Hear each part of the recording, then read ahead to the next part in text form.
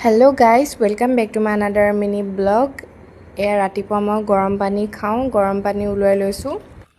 গৰম পানীৰ পৰা ষ্টাৰ্ট হয় মোৰ দিনটো। এয়া চাহৰ কাৰণে পানী তুলি দিছো। এতিয়া নিজৰ কামত লাগি গৈছো, যিহেতু বহুত আৰাম কৰি আহিলো গাইস। এইটোৱে জীৱন আৰু। লগতে ৰুটি বনাবলৈ আটা খচি লৈছো। তাপা ভাবিলো জল্দি দুপৰীয়াৰ কাৰণে বনাই লওঁ। ইয়াৰ দাইল ৰেডি কৰি ললো আৰু আজি ইমান চিকেন তন্দুৰী খাব মন গৈছে। এয়া উলাই ললো। এয়া মেৰিনেট কৰি ললো। তাপা লগতে আলু ভাজি তুলি দিছো আৰু বেঙেনা ভাজিও তুলি দিছো।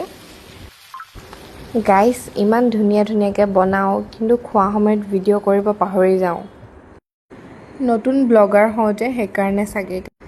আৰু লগতে হাজবেণ্ডে মাছ লৈ আনিলে, বাছুতে আধা জান বাহিৰ হৈ গ'ল মোৰ। যেন তেন বাছি ললো আৰু তাপা এয়া ইভিনিঙত আলু চাট খাব মন গ'ল। এয়া আমাৰ আৰফিনে আলু চাট বনাই আছে।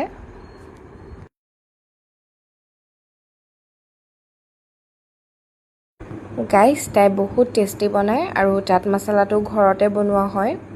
বহুত বেছি ভাল লাগিলে খাই। আৰু যদি ভিডিঅ'টো ভাল লাগিলে কমেন্ট কৰিব, শ্বেয়াৰ কৰিব। আজিলৈ ইমানেই, আকৌ নেক্সট ভিডিঅ'ত লগ পাই আছো।